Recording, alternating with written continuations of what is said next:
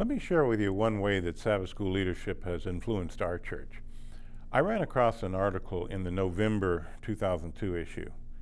Uh, as you know, Sabbath School leadership tries to focus on one church each issue where they have had some kind of Sabbath School success implementing some new program. And this issue focused on the Battle Creek Tabernacle.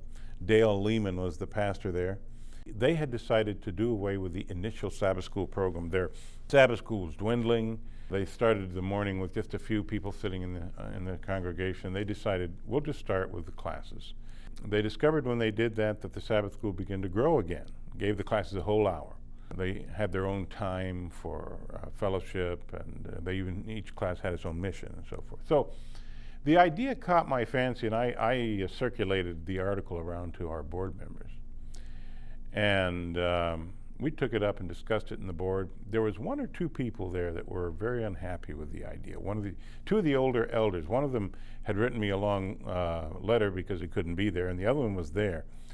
And they were unhappy with the idea. And one of these two elders was the main teacher, the teacher of the biggest class in the Sabbath School.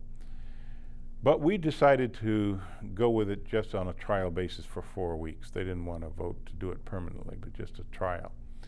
At the end of that 4 weeks, I asked that Sabbath School teacher who was opposing it, what do you think? And he said, I think it works.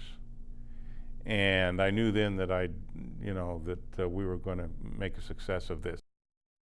I think Sabbath School is just starting to grow, and we have more time. Some of the classes have adopted missions already. We had one situation where a fellow had no transportation to get to his job. And a few minutes later, another class member said, well, I'll give you a car.